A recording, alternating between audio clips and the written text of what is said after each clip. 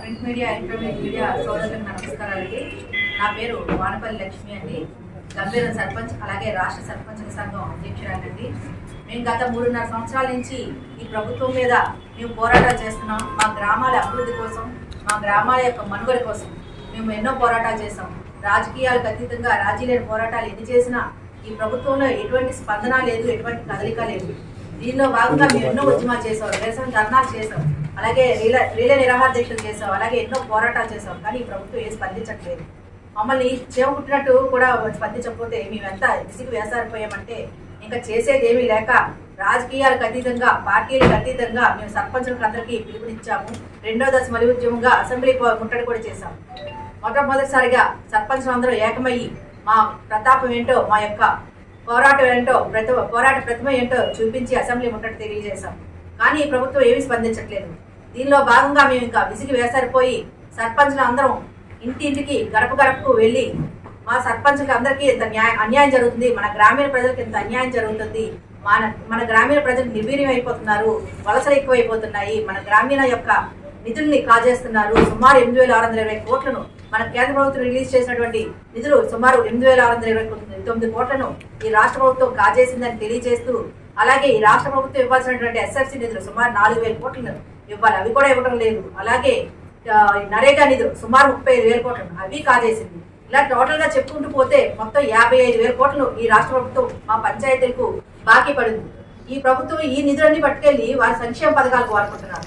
ఇది ఎక్కడ అన్యాయం అని మేము దీన్ని ప్రజలకు నేరుగా తీసుకెళ్లి ఈ గ్రామీణ ప్రజల్లో ఎంత అన్యాయం జరుగుతుంది, గ్రామీణ ప్రజలు ఎంత నష్టపోతున్నారు, కనీసం మౌలిక వసతులు కూడా కల్పించుకోలేకపోతున్నాం, ఇన్ని ఇబ్బందులు పడుతున్నాం అని ప్రజల దృష్టికి తీసుకెళ్లి రాబోయే ఎన్నికల్లో ఈ ప్రభుత్వాన్ని గద్దె దించే వరకు పోరాటాలు చేయాలని, ప్రతి గడప గడపకు తిరిగి ఈ ప్రభుత్వం యొక్క వైఫల్యము, ప్రభుత్వం యొక్క నిరంకుశత్వాన్ని ప్రజల్లోకి నేరుగా తీసుకుని వెళ్ళి తెలియజేయాలని, మేము ప్రజల్ని మోటివేట్ చేయాలని ప్రతి ఒక్క సర్పంచ్కు పిలుపునివ్వడం జరిగింది.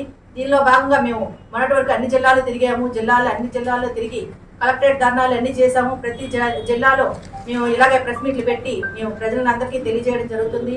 దీనిలో భాగంగా ఈరోజు ఇక్కడ వైజాగ్లో ప్రెస్ మీట్ పెట్టడం జరిగింది. మా హక్కుల కోసం, మా విధుల కోసం, మా ఉద్యమాల కోసం మేము ఎన్నో పోరాటాలు చేస్తున్నాము. దీనిలో భాగంగా మేము ఎన్నో ఉద్యమాలు చేసిన ఈ ప్రభుత్వంలో కదలకలేదు. కాబట్టి రాబోయే ఎన్నికల్లో మా మేనిఫెస్టోని, మా 16 డిమాండ్ల యొక్క ఈ మేనిఫెస్టోని ఏ ప్రభుత్వం అయితే వారి మేనిఫెస్టోలో పెడతారో ఆ ప్రభుత్వానికే మేము మా మద్దతు తెలియజేస్తామని, మా సర్పంచులు అలాగే గ్రామీణ ప్రజలకు మద్దతు తెలియజేస్తామని తెలియజేయడం జరుగుతుంది. రాష్ట్ర సాంబారు ఉపాధ్యక్షుడండి. అయ్యా, నేను గతంలో సర్పంచ్ చేస్తున్నాను. ఆ రోజు అభివృద్ధి ఈరోజు శూన్యమైంది. ఆ రోజు వద్దంతే ఫండ్స్ వచ్చాయి, కేంద్ర నిధులు నేరుగా రాష్ట్రాన్ని పంపిస్తే రాష్ట్రం వెంటనే మాకు డిపాజిట్ చేసి ఇమీడియట్గా వర్క్ చేయమనిసి మాకు ఆర్డర్, లేదంటే చెక్ ఆఫీస్ అని చెప్పి మాకు మిమ్మల్ని కూడా పంపించేవారు వర్క్ చేయకపోతే. ఈరోజు పరిస్థితి ఎలా ఉందంటే డబ్బులు వస్తే దాన్ని సీసీ ఛార్జీలుగా జమ చేసుకుంటున్నాం. మీరు ఇంకేమవుతుంది చేయకూడదు, సీసీ ఛార్జీలు వెంటనే ఎలక్ట్రికల్ డిపార్ట్మెంట్ వాళ్ళు వచ్చి పంచాయతీ మీద పడిపోయి మీకు మన డబ్బులు వచ్చాయి కదా, ఆ డబ్బులు మాకు రికవర్ చేయండి. ఇంతకుముందు వరకు అయితే మాకు చెప్ప చేయకుంటే ఆ డబ్బులన్నీ వెనక్కి లాక్కున్నారు.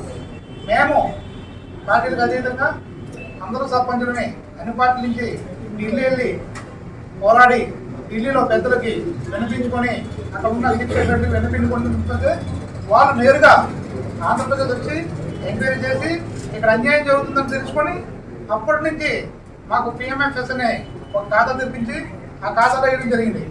అప్పటి నుంచి వచ్చిన డబ్బుల్ని ఈరోజు వచ్చిన 2 విడతలు వచ్చాయి, ఇంకా 2 విడతలు రావాలి, అది కూడా రావాలి. ఈ 2 విడతలు కూడా ఈ మధ్యకాలంలో డిమాండ్ చేసి సీసీ ఛార్జెస్ అని, అలాగే గుర్తు పనులని, అట్లానే గ్రంథాలయం పొందని సెక్రటరీలు బెదిరించి కట్టించుకున్నారు. ఇది మంచి పద్ధతి కాదయ్యా. జగన్మోహన్ రెడ్డి గారు ఇప్పటికైనా మించిపోయింది లేదు. ఈ రోజుకైనా మేము 16 డిమాండ్లు మీరు కూడా పెట్టండి.